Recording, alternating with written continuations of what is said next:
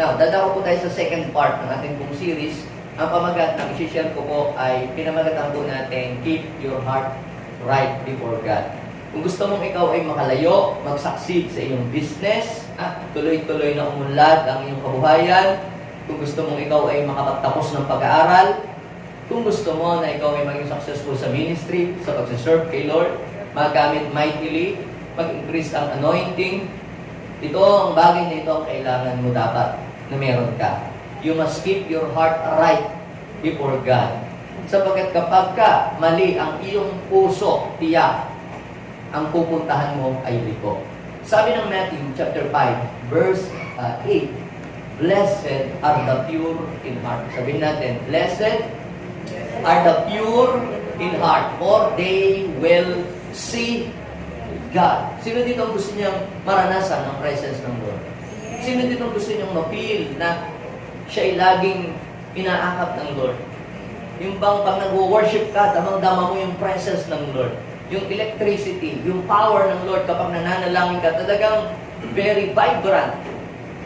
Nasubukan niyo na po ba na mag-pray na parang walang dating, parang walang nangyayari, walang kilabot, walang shaking, walang intensity? Because yung pong karumihan ng puso ay isa po sa mga dahilan kung bakit hindi napipil ng tao ang presence ng Lord. Kaya kapag siya po ay nagpe-pray, hanggang doon lang sa kisami ng bahay, para bagang hindi lumalampas sa langit, hanggang doon sa bubong. But the moment na ang iyong puso ay linisin mo at itama mo sa harapan ng Panginoon, yung iyong panalangin, mas mabilis pa sa text, mas mabilis pa sa LBC, dadating agad yun. Yung tugon ng Diyos, makakamtan mo agad. Kaya napaka-importante, mga kapatid, na lagi po nating ipaayos, ipalinis, itama ang ating puso sa harapan ng Diyos. So, ang tao po, mga kapatid, na merong malinis na puso, ay tama ang puso. Ang isang tao na may malinis ang puso niya na itama. At ang isang taong mayroong malinis na puso, ay di malinis ang nalabas ang puso. Ito yung sabi ng Bible, out of the abundance of the heart, the mouth speaks. Kaya kung yung mga tao na palamura, ang mga tao na nagsasalita ng mga negative, puro negative, ibig sabihin, yun ang laman ng puso niya. Ang laman ng puso ng isang tao ay malalaman mo kapag yan ay nagsalita. Kung yan ay may galit, lalabas sa kanyang bibig. Kung yan taong ay may inggit, lalabas yan sa kanyang bibig. Kung yan ay mayroong takot, lalabas din yan sa kanyang bibig. Kung ang puso naman ng isang tao ay punong-puno ng pag-ibig, makikita mo rin yan sa pagsasalita. Kapag nagsasalita siya, kung anong salitang lumalabas sa kanyang bibig. Kaya mga kapatid, ang puso ng isang tao ay mayroong napakalaking role sa pagtatagumpay niya o sa kanyang failure. Because the heart of the problem is the problem of the heart. Pag binasa niyo ang Bible at inyo pong sinuri ang mga great men, ang kanilang pagbagsak at kanilang pagtatagumpay, maging yan man ay mga politiko o maging yan man ay mga kilalang leader sa lipunan o sa buong mundo, ang pagbagsak at pagtagumpay ng isang tao, mayroong kinalaman ang puso niya doon. Kaya kapag ang puso ng isang tao ay maayos, maayos ang mangyayari. Maayos ang kanyang gagawin. Pero pag mali na, tiyak, mali na rin ang kanyang gagawin. Kahit gaano ka pa ka-educated, kahit ikaw ay meron ng master's degree, doctoral degree, pero pag ang puso mo ay napasok ng kasamaan, napasok ng evil, yung lahat ng iyon, mga kapatid, ay hindi mo na mapapakinabangan. Mapapansin ninyo, marami mga matataas ang pinag-aralan. Pero dahil hindi naingatan ang kanilang puso, anong nangyari sa kanila? Naging foolish ang kanilang kinalabas sa kalambuhay. Meron kami nung kaklase, ang galing niya. Siya laging nagtatap sa school, sa mga exams. Laging may honor, valedictorian. Hindi niya naingatan ang kanyang heart. Siya ay na-in-love sa isang addict. Ibig sabihin ay, kita nyo, dahil na-in-love siya, hindi niya nagamit yung kanyang knowledge. Nawalan siya ng wisdom. Pag sinabi natin wisdom is ability to make a right decision. Kasi mas naging mataas ang kanyang emotion. Parang ginawa niyang 10% ang kanyang reasoning at 90% pinairan niya ang kanyang damdamin. So, sa madalit salita ay ang mga payo ng kanyang mga magulang na sinasabing, nako, magtapos ka muna anak ng pag-aaral, sayang naman yung iyong talino. Kung ito ipapatol ka lamang diyan, ay wala namang trabaho, tapos ate. Mami, mamamatay ako pag hindi kami nagkatuluyan. Yun ang katuwiran, mamamatay daw siya pag hindi nagkatuluyan. Ay, yun ang mga magulang ay walang magawa. Ay, sige, di magsama na kami. After 1 year, bumalik sa kanya ginatuwiyan, Mami, mamamatay ako pag hindi kami nagkatuluyan. Baligtad, ano? So, kaya mga kapatid, sa decision ng tao ay mayroong kinalaman, diyan din ang kanyang puso. Kaya kita ninyo ha, kapag affected, meron kang tama sa puso, affected ang iyong desisyon. Affected ang decision mo. Kita nyo, kapag may problema ka sa puso, affected ang trabaho mo, hindi ka makapagtrabaho ng maayos, hindi ka makapag-concentrate. Lalo yung may asawa, may tampuan si Mrs., si Mr., lalo yung mag-jowa. Pag meron silang problemang dalawa sa puso nila, nako, hindi makakain, hindi rin yan makatulog. Yan. Ano pa? Tinatagihawat na yata sa ilo. Okay? So, ngayon, dito, makikita natin na ang puso talaga, kaya si David sinabi niya sa kanyang anak na si Solomon, nung bata pa siya, sabi niya, anak, guard your heart. Because it is the wellspring of life. Sabi ng Proverbs 4 verse 3. For out of it, spring the issues of life. Kaya ang daming tao, maraming mga issues. Mayroong nakaaway, nabugbog, mayroong mga issue sa buhay.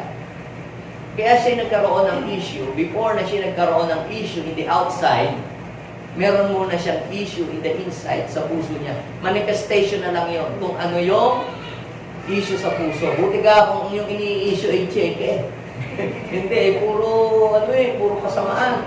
Puro hindi magagandang mga bagay. Kaya, sabi ng Bible, guard your heart, for it is the wellspring of life. Now, the question is, why is it important to keep our heart right? Bakit kailangan ang ating puso sikapin natin, ingatan natin, panatilihin natin, maging tama? Ang sabi po ng 1 Samuel, chapter 16, verse 7, noong si Samuel ay pinapunta ni God sa bahay ni Jesse para palitan na si Saul bilang isang hari ng Israel. Bakit? Kasi hindi na maayos ang puso Disobedient na siya kay Lord. Kaya ang sabi ng Panginoon, I choose a man after my own heart. And that is David. Yung time na yun, si David ay wala pa namang ginagawang kalokohan. Kaya tawag sa kanya yung man after God's own heart. Nung time na yun, si David ay hindi pa nagkakasala. So, nung siya po ay pumunta doon, si Samuel, sa bahay ni Jesse, unang nakita yung kapatid niyang matangkad. Siguro ito na yung piniling hari kasi guwapo at saka macho. Nirebuke siya ng Lord. Sabi po doon sa 1 Samuel chapter 16, verse 7, huwag mong tingnan ang kanyang appearance. Iba ang basihan ko at iba ang basihan ng tao. Panlabas na kanyuan ang tinitingnan ng tao, pero sabi ng Lord, but God looks, what? God looks at the heart. So, why is it important to keep our heart right? Number 1, because God looks at the heart. Sinabi po sa aklat po ng Chronicles, sa 2 Chronicles chapter 16 verse 9, the eyes of the Lord range throughout the whole earth. Naghahanap, ang mata ng Panginoon ay hinahanap yung mga taong ang puso ay ayos, ang puso ay committed sa Kanya to strengthen those whose heart is fully committed to Him. Why is it important to keep our heart right? Because God is look at the heart. Kapag siya'y mayroong gustong i-promote na tao, ang tinitingnan muna niya yung puso ng taong yun. Kapag ang Lord ay magpo-promote, tinitingnan niya yung puso ng taong yun. Kung siya ba'y hindi magyayabang kapag ka-i-promote siya, o hindi siya magmamalaki, o hindi kaya siya tatalikod sa Panginoon. Kaya kung nakikita ng Panginoon ang puso niya, mayroong wrong motive, pwedeng i-withdraw niya muna. Pwede niyang i-delay ang blessing, pwede niyang i-delay ang promotion. Kapag ang Panginoon ay may sasaguting prayer, God looks at the heart. Kapag ang Panginoon may papagalingin, God looks at the heart. Kapag ang Lord ay mayroong gustong bigyan ng favor, God looks at the heart.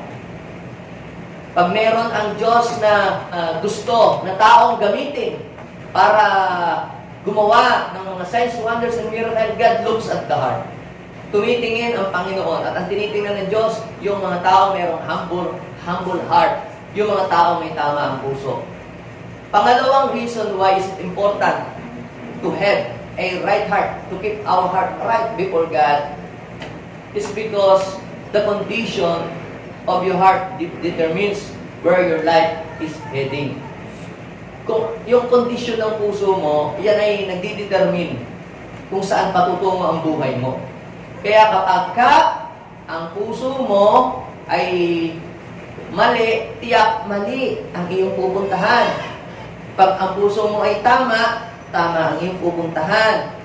Pag ang laman ng puso ay masama, masama ang iyong pupuntahan. Pag binasa niyo po yung Genesis chapter 6, nalungkot daw po ang Panginoon. Kasi, ang plano niya sa daigdig ay maganda. Pero kabaliktaran yung nakikita niya sa ginagawa ng mga tao. Sa Genesis chapter 6 verse 5, nalungkot ang Panginoon. Bakit? Then the Lord saw the wickedness of man was what? Great in the earth. And that every intent of the thoughts of his heart was only evil continually. Puro masama na. At hindi na maganda ang kakalabsan pag nagtuloy-tuloy pa na mabuhay yun sa mundo. Kaya yung first earth na nilikha niya, ang ginawa niya ay ginunaw na lang niya. Tinapos niya na. Bakit po? Dahil wala na pong nakitang mabuti ang Panginoon na ginagawa ng tao. Yung mga lalaki pumapatol sa kapwa lalaki, yung babae pumapatol sa kapwa babae, minsan yung lalaki pumapatol sa hayop. Panahon pa po, nung time na yon, bago dumating ang flood, may ganun na pong nangyayari. Kaya ang ginawa ng Panginoon ay ginunaw niya ang unang daigdig. At ang tinaralamang niya ay si Noah. At doon ulit nagsimula ang mga panibagong mga tao sa daigdig.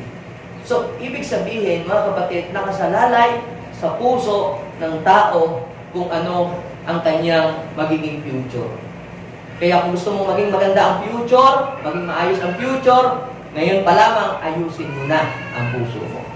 Yan, sabihin mo sa iyong katabi, kumusta na ang puso mo? Ayos pa ba yan? Alam niyo po mga kapatid, meron pong mga palatandaan or signs na ang puso ng isang tao ay hindi na tama. So, kailangan maalaman po ninyo ito, mga kapatid. At i-check natin. Ito yung mga bagay na inilagay ko, sinulat ko, para i-test natin. I-check natin yung ating heart. Pag meron po tayo nito, meron ka, kahit isa nito, immediately kinakailangan na tanggalin mo ito sa puso. Bakit? Because it can affect your whole life. It can affect your decision. So, ano po ba yung mga sign of having a wrong heart? Una po, yung pagiging stubborn. Alam niyo po yung stubborn, pagiging matigas ang ulo. Yung hindi ka na pagsasabihan ng magulang. Sinabi ng cigarette smoking is dangerous to your health. Ito lang naman ang libangan ko. Kaysa naman ako yung babae, dito na lang. Stubborn, okay? So, disobedient. Pag sinasabihan, hindi nakikinig, ayaw sumunod. Ano pa? Unteachable. Pag sinabing unteachable, yun nga, ayaw magpaturo. Ba't mo ko sinasabihan, mas magaling ako sa iyo, mas marunong ako sa iyo. Yan, may heart problem yung mga yan. Ano pa? Ang mga sign, yung pong arrogant. Ano pa? Lustful. Ano pa? Murmurer. Jealous. Envy. Ano pa? Full of anger. Extreme. Yung sobrano. At saka yung backsliding or backslider, tumatalikod sa Panginoon. Kapag sa puso ng isang tao ay may ganyan, halimbawa, siya po is stubborn, ang tao ay ma-pride, diyan nagsisimula ang kanya pong pagbagsak. Sinasabihan, ang paggastos ha, limitahan mo ng hinay-hinay. Bakit? Ako naman nagtatrabaho Ayaw mapagsabihan. Tapos, marirealize mo na lang pagka baong ka na sa utang o naghirap ka na. Kaya kapag ka ang isang tao ay meron po siyang unteachable heart, ang kanyang pong buhay, mga kapatid, ay papunta sa kapahamakan. Kapag naman ang isang tao ay meron pong anger sa kanyang pong puso, pwedeng siya ay maging murderer. Diba? Pumunta kayo sa pulis. Yung mga balitang mga nakapatay, dahil saan? Sa selos, dahil sa galit, o dahil sa inggit. Yun po ay problema ng puso, mga kapatid, na inilabas lamang sa kilos at sa gawa. Kapag naman ang isang tao ay mayroong lust sa kanyang puso, kung hindi siya magiging rapist, ay magiging manyakis sila. Diba? Kaya, ang sabi ng Bible, guard your heart. Because what? It is the wellspring of life. Out of it flows, spring the issues of life. Kaya napakadelikado. Kapag ka ang ating puso, lagi nating sabi, just follow your heart. Ang sabi nga ng Book of Numbers, do not always follow your heart. Ang sundin mo yung salita ng Diyos. Hindi yung sinasabi ng iyong puso. Bakit? Sapagkat ang puso ay deceiver. Ang puso ay deceit. Ang sabi ng Bible sa Jeremiah 17 verse 9. Sino ang nakakaalam, nakakasiyasat ng puso ng tao? Ito ay mandaraya at punong-puno ng kasamaan. Kaya kapag ka ang puso ng isang tao hindi pa nababago, hindi pa naghahari si Jesus, nako, ang tao pong yan, mga kapatid, ay ang puso ay punong-puno ng kasalanan. Kaya sabi ng Bible, blessed are the pure in heart, for they will see God. So, hindi natin makikita ang Diyos kapag marumi ang ating puso. Kailan nagiging marumi ang puso? Kapag yung puso mo napuno ng galit, ng hinanakit, ng sama ng loob, ano pa? Ng tampo, ano pa ang mga problema ng puso? Ng stubborn, pagiging stubborn. Kaya, ang dami pong nagiging left behind. Kahit sa church, hindi sabay-sabay na umaangat ang buhay. Kasi iba nagtatampo, hindi natamayan ako, hindi ako mahalaga dito. Ayoko na, dumalo, magpatuloy. Ayun, napasok ng tampo. Kaya, hindi nadadalo sa church. At dahil hindi ka dumadalo, kapag ang Diyos ay nagbibigay ng instruction at ng mga messages, paano ka uulad at gaganda ang buhay, hindi mo ngayon nasasalo. Kasi wala ka. Bakit ka hindi umatin? Kasi nagtampo. Kasi walang pumamay, walang bumati yung Sunday. Ha? Sinong lugi? Sinong lugi? Ikaw. Dahil na mismo yung mga blessing na dapat sana ay matanggap mo. Ay dahil sa ikaw ay nagtampo, anong nangyari? Na mismo ang blessing. Naalala ko yung mag-ama. Pumunta ko sila sa Lamayan. Alam niyo yung tampo talaga, hindi magandang epekto niya sa buhay. Di pumunta ho siya sa Lamayan, mag-ama. Kaya di minamigay po ng tinapay sa lamay. Ay bakit ba naman yung namimigay ng tinapay at kape? Ay bukod tangon yung mag-ama, ang hindi nabigyan. Nako, ang sama ng loob ng mag-ama. Tatay, bakit napakasama ng ugali ng mga yan? Sabi ng tatay sa anak, hayaan mo anak, mamamatayan din tayo. So, minsan, yung hindi ka na maayos mag-isip kapag ang puso mo ay meron tama. Pag meron kang tama, pag ikaw ay nag-iisip, tiyak, laging masama. Now, sa Bible, bakit ang puso ng isang tao ay nagiging masama? Let me give you some example. Noong time ng mga apostles, yung apostolic movement, yung kumikilos sa Holy Spirit. Ang Lord ay nagpapagaling. Mga lumpo, mga bulag, magaling. At ang dami pong mga inaalihan ng demonyo, nakakalaya sila. Yung mga apostol, pag nag-pray, gumagaling. Ang mga may sakit, pati patay nga po, nabubuhan. So, dahil po doon, ang mga tao po ay nagkaroon sila ng reverential fear of the Lord at sinabi po nila, malapit na dumating si Lord. Yung sabi ng Panginoon na second coming, mangyayari na sa kanila. So, sabi ng mga tao, so kung gayon, ano pang silbi ng ating mga ari-arian? Kung dadating na si Lord, kung kukunin niya tayo, pupuntan tayo sa langit. So, ang ginawa ng mga may lupa, binenta nila. Tapos, yung kung kanilang mga pinagbentahan ng lupa nila, sinasabi nila doon sa kongregasyon, ito po ang aming 1 hektaryang lupa ay aking pong ipinagbibili, tapos ibibigay na lang po namin sa gawain para lumawak po ang gawain ng Panginoon. So, kalimitan, ganun po yung practices ng mga tao po noon. Binibigay talaga nila ng mga lupain. Now, meron niya yung dalawang mag-asawa na gumaya din. Kasi very popular eh. Popular noon sa church, yung kapag ka nag-donate ka, tapos dinonate mo sa pwede, para magpili nila eh, sikat yung nagdo-donate. Eh, meron din daw kung dalawang mag-asawa, nagbenta din ng lupa. Kunyari ay ang lupa na sukat noon ay 1 hectare na lupa. At nabenta nila yung lupa ng 2 million. 2 million. At sinabi nila doon sa mga tao, ito pong aming lupa ay binenta namin ng 1 million at ibibigay po namin buong-buong yung pinagbentahang 1 million sa gawain ng Panginoon. Pero magkano yung pinagbentahan? Pero magkano ang kanilang sinabi? O di, yung mga tao na may palakpakan. Tindi nila, pero nag-usap na yung mag-asawa. Sabihin natin, huwag natin sabihin 2 million. Sabihin lang natin, 1 million lang. Ano ang kanilang gusto? Ba't niya ginawa? Para maging popular sila doon sa mga tao. Yung parang applause of men.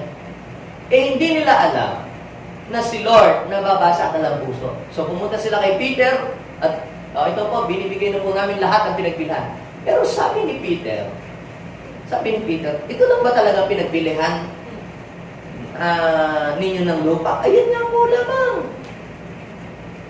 Sabi ni Peter, doon sa Acts chapter 5 verse 3, Ananias, why you allow Satan to fill your heart to lie to the Holy Spirit? Why you allow Satan to fill your heart to lie to the Holy Spirit? Bakit ka pa nagsinungaling? Yung lupa, nung hindi pa na ibebenta, kanino ba yun? Akin po. Oh. Eh, nung ibebenta, kanino ang pinagbilhan? Amin din po. O ba't ka ba kailangan mo bang magsinungaling? Di ba?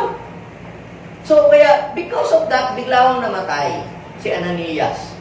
Tapos yung kanyang asawa, ganun din ang sinabi. Para sila ng statement. Kasi nga, nagkutsaba silang dalawa na magsisinungaling sila. At namatay din po si Sapphira. Kaya po, si Ananias ang kinamatay niya dahil sa Sapphira. So, anong ibig sabihin doon, mga kapatid? Yung, hindi mo naman kinakailangan magsinungaling eh. Maging totoo ka lang sa harapan ng Diyos. Kasi alam naman ng Panginoon kung ano ang laman ng puso at kung ano ang nangyayari sa buhay mo. Ang kailangan lamang ay sabihin mo kung ano yung totoo. So, sabi ng Bible, He resists the proud, but He gives grace to the humble. So, pangalawa pong halimbawa sa Bible. Noong pong si Philip ay pumunta sa Samaria. Samaria. Di ko Samaria na joke lang. Katunog lang. Sa Samaria, place ng mga Samaritan. So, siya po ay nag-preach ng gospel at dahil sa kanyang pangangaral, ang mga tao po ay nakakilala sa Panginoon. Lalo na nung siya nag-perform ng miracle, ang dami gumaling, mga lumpo, yung mga masasamang espiritu, lumayas doon sa katawan ng mga tao. Ngayon, meron po silang albularyo na ang pangalan ay si Simon. That time, yung pong si Simon na albularyo, sikat na albularyo yon doon sa Samaria. Mahaba-haba din daw pong panahon na pinahanga niya mga taga-Samaria. Siguro marami din yung nalawayan. Sino dito ang nalawayan na? ng albularyo. Tapos natapalang ka pa ng Sator, Rotas, Dos. Ang ibig sabihin ng Rotas is Satan, Dos. Ngayon, nung pumunta po si Felipe, grabe nung mag-preach siya, kakaibang miracle. Talagang hindi maikakaila ang miracle, kabila miracle. Natalbugan yung ginagawa ng albularyo niyo. So, itong albularyo na si Simon, sumampalataya din siya kay God, kay Jesus. Tinanggap din niya si Jesus. E di, kunwari, di kasama din, kuno, pag nangangaral si Felipe, di sumasama-sama din siya. Siguro, tinitingnan niya kung ano kayang Latin. Meron ito si Simon. si Felipe. Bakit ito'y grabe ang miracle sa kanyang buhay. Ngayon, si Peter pumunta din po sa Samaria. para yung pong mga believers doon ay equip at ma-impartan ng power ng Holy Spirit. Eto na ngayon, sa isang conference, nandoon sina Peter at si John. Habang pinapatungan niya ng kamay yung mga tao, bang bang, bumabagsak, napupunta sa Holy Spirit. Ngayon, nakita ni Simon na albularyo na ang kapangyarihan pala ibinibigay ng Lord sa pamamagitan ng paglilehen. Kaya immediately kinuha niya ang kanyang pitaka, sumulat ng cheque. Joke lang yun. Wala pang cheque nung araw. Inalok niya ng pera. Nakita ni Simon ang Espiritu pinagkaloob sa pamamagitan ng pagpapatong ng kamay. Anong ginawa niya? Inalok daw po niya ng salapi. Sina Pedro, anong sabi? Bigyan din po ninyo ako ng ganyang kapangyarihan para po yung aming mapatungan ng kamay. Gagaling din. Pero teka, siya nagpapabayad. Di ba? Anong sabi sa kanya ni Peter at saka ni John sa verse 21? Mapapahama kasi sinagot siya po ni Peter. Sabi, akala mo ba mabibili ng salapi ang kaloob ng Diyos? Sabi ng verse 21, mapapahama ka kasama ng iyong pera sapagkat alam ng Panginoon na mali ang iyong puso. Kaya tingnan nyo, mali pala ang kanyang puso, mga kapatid. Hindi nabibili ng pera ang anointing. Sabi ng verse 21, ano sabi? Sapagkat wala kang bahagi sa karapatan ng mga bagay nito sapagkat alam ng Diyos na marumi ang puso. See? Blessed are the pure in heart, for they will see God. Pero if you have a wrong heart, but if your heart is wrong before God, kahit mag-pray ka na mag-pray, magpagulong-gulong ka, magbasting ka pa, magbuhat ka pa ng krus, maglakad ka ng paluhod, pero kung mali ang puso mo, mali ang motibo, si Lord, hindi titingin sa iyo. Hindi siya matutuwa. Ngayon mga kapatid, how to keep our heart right before God? Paano magiging tama ang ating puso? How to make our heart right? So, kung nakita natin sa mga napag-aralan natin na meron ng kakaiba sa ating puso, hindi ito maganda. Nagtatanim ka na ng galit, nagtatanim ka na ng sama ng loob. Pero ka nang kinaiinisan sa iyong opisina, kinaiingitan, kinabumuhian. It's about time na ikaw ay mayroon ng gawin. Huwag mong hintayin lumala. Ang daming mga balita, nakapatay, maglola, pinugutan ng ulo, di ba? Namugot ng asawa, di ba? Si Loretta, namugot. Dahil sa selos. Ang daming mga ganong mga balita. Saan nagsimula yun? Sa problema ng puso. Ngayon, kapag ka po, mayroon tayo nakikita hindi ayos sa ating puso, anong dapat po natin gawin? Number 1, repent of your sin immediately. Yung magtanim ka ng galit is a sin. Magtanim ka ng sama ng loob is a sin. Magtanim ka ng hinanakit is a sin. Kaya sabihin mo sa iyong katabi, do not eat salt because it is a sin. Yung magtanim ka ng sama ng loob, magtanim ka ng hindi magandang feeling sa iyong kapwa, ay hindi maganda. Yan ay kasalanan. Kaya, anong dapat mong gawin? Ikaw ay humingi na agad ng tawad sa Diyos. One time, si Peter po ay nag-preach. At right after na po siya ay mag-preach, doon po sa Acts chapter 2, verse 37, when the people hear this, they were cut to the heart and said to Peter, brothers, what shall we do? Yung mga nakukonvict. Ikaw ba'y nakukonvict pagka pinipreach ang Word of God? Ibig sabihin, you are blessed. Hindi lahat ng nakakarinig ng Word of God ay mayroong good response to the Word of God. Suman, yung pastor mo naman, hindi nga ako mag-o-offer rin. Yung gano'n. Yung gano'n may dalawang klase po ng taong nakakarinig ng salita ng Diyos. Yung isa yung may good response at saka yung wrong ang kanilang response.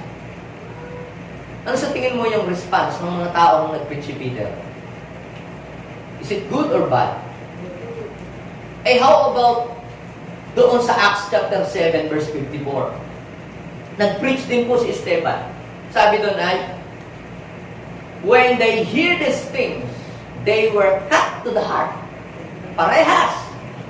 Na nakat ang heart.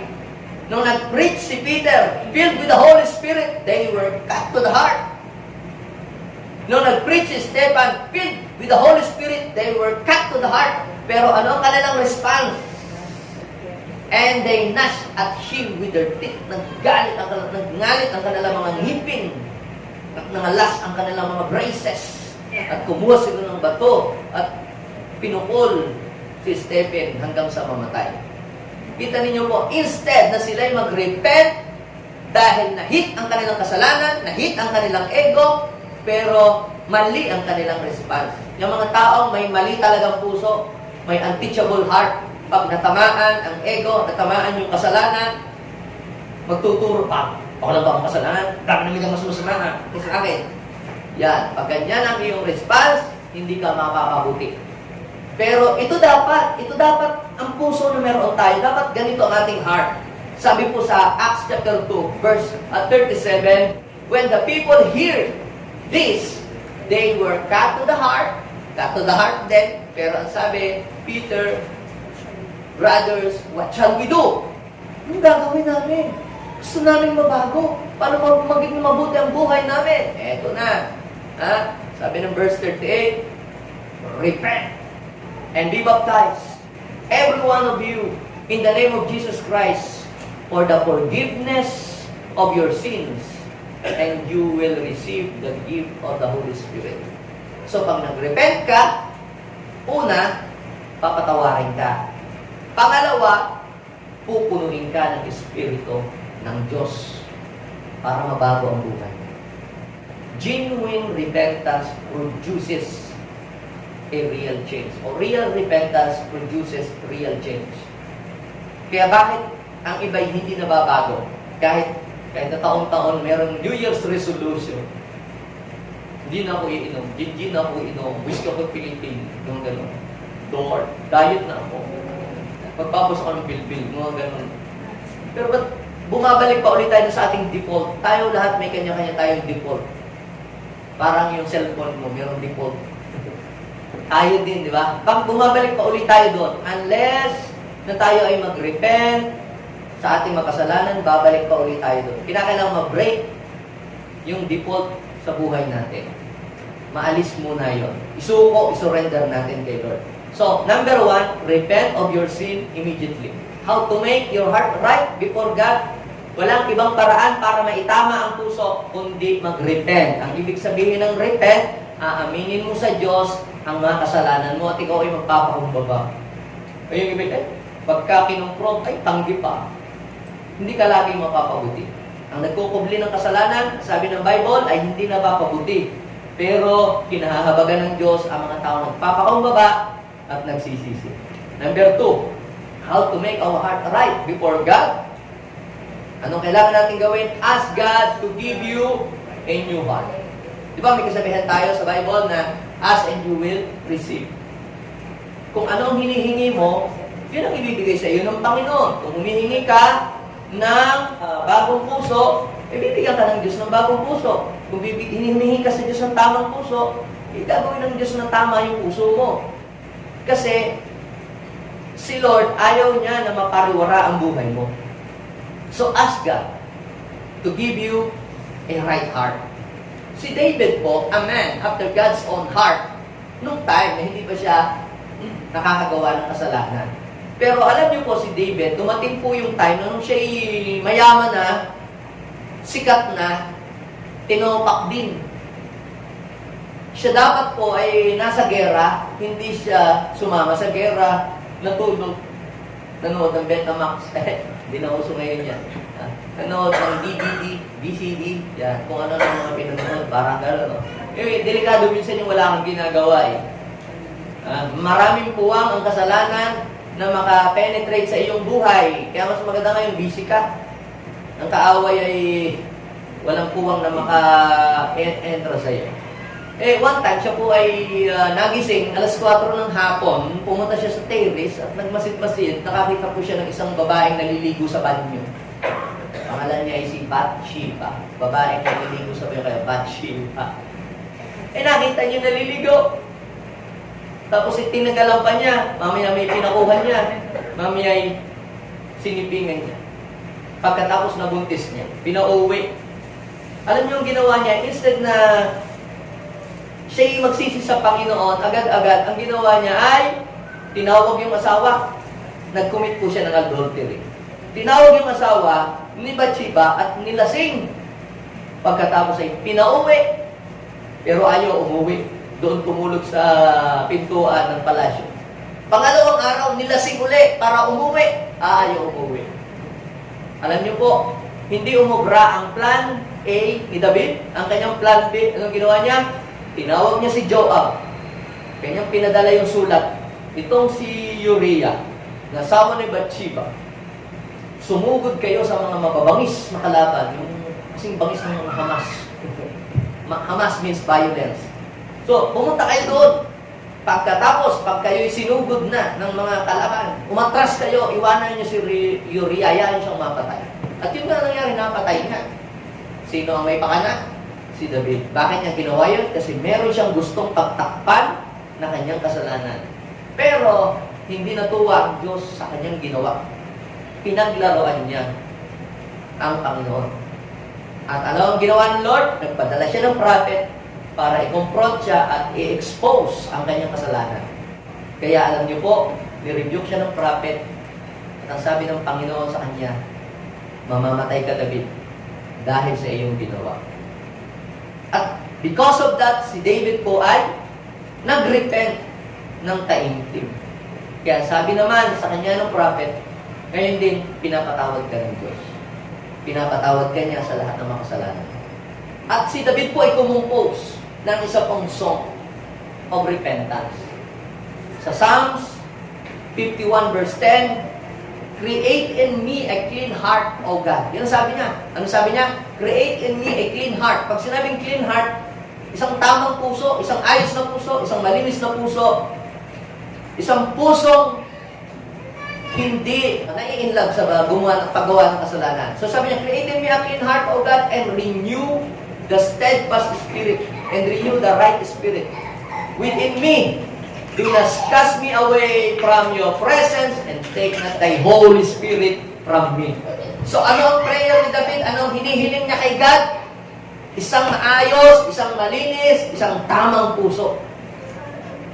At alam niyo po, ibinigay yon ng Diyos sa kanya.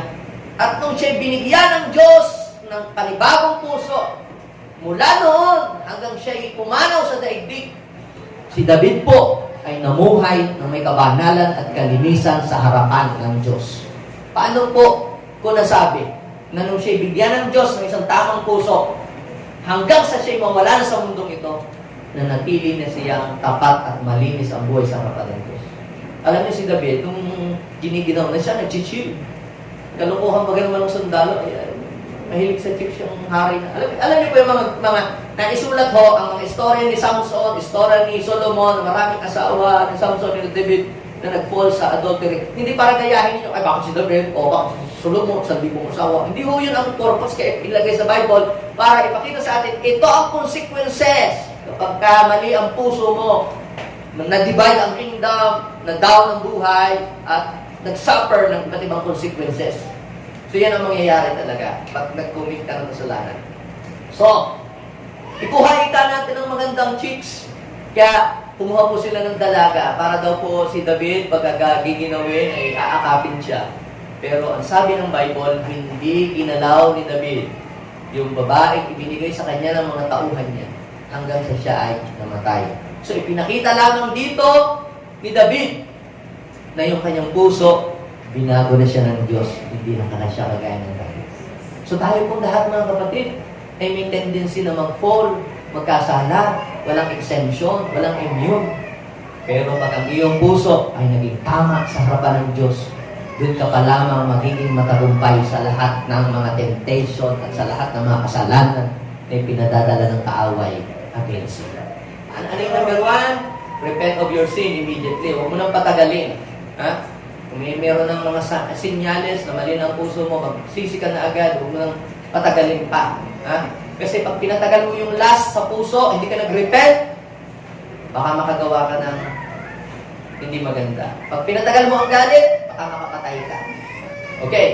Pangalawa, anong kailangan gawin? Ask God to give you a new heart. Pangatlo, anong kailangan gawin? Para yung puso mo ay ma-preserve, kinakailangan hide God's Word in your heart. Kung yung isda, para hindi mo gulok, aasnan mo. Diba? Gayon din ang ating puso. Para itong pusong ito ay maproteksyonan, kinakailangan yung salita ng Diyos na binabasa natin, yung salita ng Diyos na naririnig natin every Sunday ay sa puso, hindi lang sa tenga. Ilalagay natin sa puso. Ang sabi po ni David sa aklat po ng Psalms 119 verse 11, how to keep a young man pure his life. Paano maiingatan ng kabataan ang kanyang buhay? Ang buhay ng binata. Paano magiging malinis? Ang sabi, I have hidden your word in my heart that I might not sin against you. So, ibig sabihin, walang ibang pangontra na pwede nating magamit para tayo'y ma-overcome natin ang kasalanan, kundi ang salita ng Diyos. Na every time na ang kasalanan aatakihin ka, may magre-remind sa iyo yung word na nasa sa puso mo, mali yan. Mali yan, hindi yan tama. Yan ang magpapaalala sa iyo. Kahit wala yung pastor, wala yung nanay mo, wala ang iyong mga friends, ikaw lang mag-isa, pero yung puso mo na nasa salita ng Diyos, na salita ng Diyos na nasa sa puso mo, yan ang magre-remind sa iyo. Makukonsensya ka, mali nga yun. Magsosorry ka, Lord, sorry po. Hindi po tama ang aking pong ginawa. So, I have hidden your word in my heart that I might not sin against you. Sinabi din niya ni David sa kanyang anak, na si Solomon, anak, keep my word in the tablet of your heart.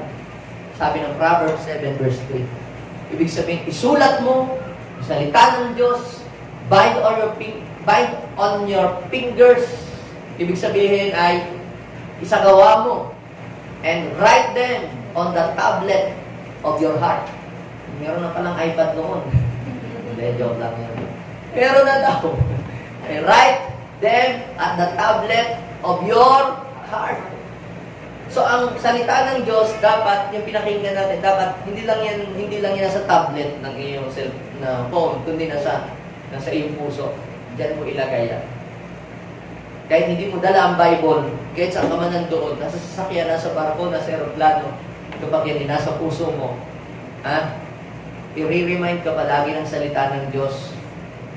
Sabihin, anak, do not turn to the left, nor turn to the right. Just walk straight. So, yan ang kailangan natin gawin. Ang salita ng Diyos, hindi lang natin basta narinig. Kapag narinig na ang salita ng Diyos, meditate on it, keep it in the tablet of your heart para makapamuhay tayo ng maayos. So, nasa sa iyo. Kung ilalagay mo sa puso mo ang Word of God, o iiwanan mo na diyan sa upuan mo at uuwi ka na. Kaya pag dumating ang mga tukso, napadala ng kaaway, wala kang lakas na makakapitan. Pero kung may Word of God ka, makakasurvive ka at magtatagumpay ka laban sa mga tukso at mga pagsubok na darating sa iyong buhay. Now, last thing, how to make our heart right before God? Live together with the right heart. May kasabihan tayong, sabihin mo sa akin ang kasamahan mo, sasabihin ko sino ikaw. Kaya kapag ka ang sinamahan mo yung mga taong laging galit sa gobyerno, galit-galit ka din sa gobyerno. Yung mga taong na galit sa kumpanya, napasama ka doon, galit ka na rin doon sa head of the company. Ganun yun eh. Ang puso, ang kondisyon ng puso, na ipapasa yan, mga kapatid. Yung galit, pwede rin yung maipasa. Mapapansin mo hindi ka naman galit sa isang tao dahil meron kang sinamang isang taong galit doon sa isang tao. Uy, alam niya, galit yun. Makakakit. Masungit yun. Mamaya, magagalit ka na rin sa kanya. Hindi mo alam na ipasa na niya yung galit sa puso niya sa puso mo. Mamaya, galit ka na rin. Wala namang ginawang masama sa iyo yung tao. Pero ba't ka galit sa kanya? Kasi naipasa sa iyo ang galit sa puso mo. Naitanim sa puso mo ang galit. Kaya, piliin mo ang iyong sasamahan. Huwag kang sumama doon sa mga taong laging galit. Mga laging, ang sinasabi hindi maganda, maapektuhan ang iyong puso. Kaya sabi, keep your heart. Ingatan mo ang iyong puso. Run away from those people na mayroong hindi maayos ang puso. Tingnan nyo, anong sabi? Sinabihan ni Paul, si Timothy, na anong sabi niya 2 Timothy chapter 2 verse 22. Kaya bilang isang kabataan, iwasan mo ang masamang pagnanasa. Subalit pagsikapan mo na maging matuwid, tapat, mapagmahal, mapayapa, ang sabi niya, kasama ng mga pusakal, manginginom, lasinggero, adik. Yung ba sabi niya? Mamuhay ka na mapayapa kasama ng mga taong may pusong malihis na tumatawag sa Panginoon. Bakit? Kasi kung ano ang puso ng isang tao na ipapasa niya sa ibang tao. Naniniwala kayo kung ano yung puso meron ng magulang na ipapasa sa anak? Kita niyo yung magulang na mapagmahal, na ipapasa niya sa anak niya, naging mapagmahal din. Diba? Yung anak na matulungin sa kapwa, yung puso ng pagiging matulungin, yung anak na ipapasa niya sa anak, nagiging matulungin din yung anak. Kaya, mga kapatid, kung ano yung puso mo, yan yung maipapasa mo sa anak mo. Yan ang maipapasa mo sa mga kaibigan. Kaya, nakakatakot, kapag ang ating puso ay mali, yan ang maipapasa natin. Kaya, mga kapatid, let's keep our heart right before God. Sinong handa nang tumanggap ng promotion? Amen. Sinong handa nang tumanggap ng blessing? Amen. Ang tanong, is your heart right before God? Pag ang puso mo ay tama, pag tumanggap ka ng blessing, mapipreserve ang blessing na ibibigay sa iyo ng Diyos. Yung promotion, may ingatan mo ang promotion. Pero pag hindi tama ang puso, pag na-promote, yumayabang. Pag binigyan ng malaking blessing, nilulustyle ang kayamanan. Kaya, blessed are those who are pure in heart. Now, before I end, sabi ng Jeremiah chapter 17 verse 10. Basahin natin sabay-sabay, and then sabay-sabay din tayong tumayo. 1, 2, 3, go! Akong si Yahweh ang sumisiyasat sa isip at sumasaliksik sa puso ng tao. Ginagantimpalaan ko ang bawat isa ayon sa kanyang pamumuhay at ginagantimpalaan ang ayon sa kanyang mga gawa. The condition of your heart affects your action. Your heart's condition affects your action.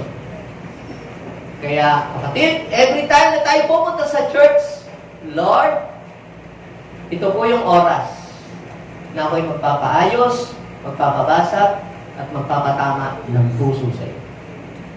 Every time na i-preach ang Word of God, tatamaan ka sa puso, huwag kang iinag. Sige, Lord, ayusin mo pa. Tanggalin mo kung ano yun. Sige pa more, Lord.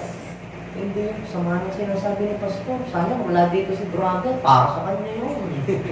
Alam niyo po, kung nahihit ang ating ego, nahihit yung mga negative sa puso natin, we are blessed. Ibig sabihin, may inaayos si Lord. At ang kasunod nun, magkakaroon ka ng tamang puso. At pag tama ang puso, tama ang daan na lalakaran.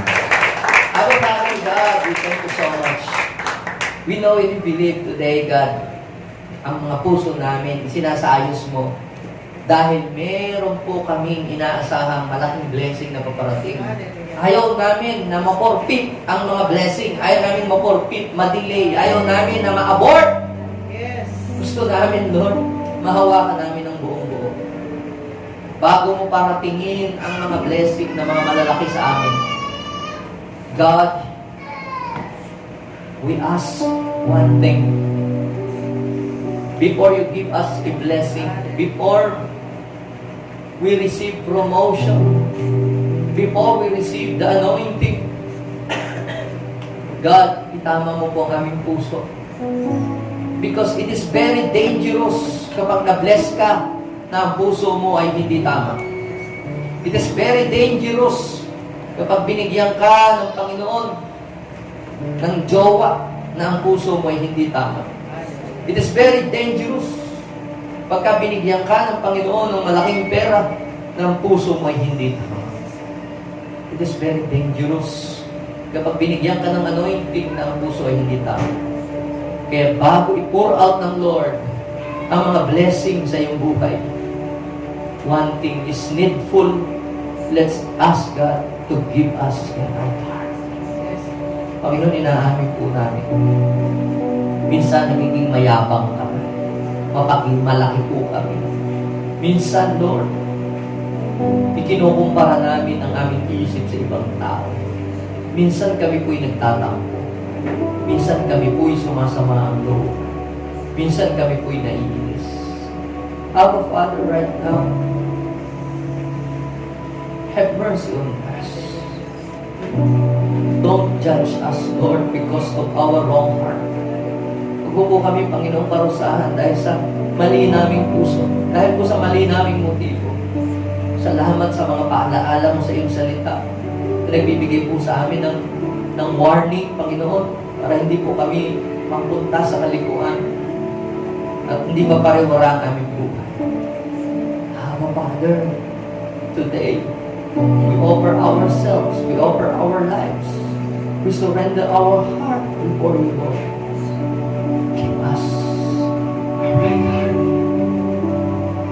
Pwede mong ilagay natin ang ating kamay sa ating puso.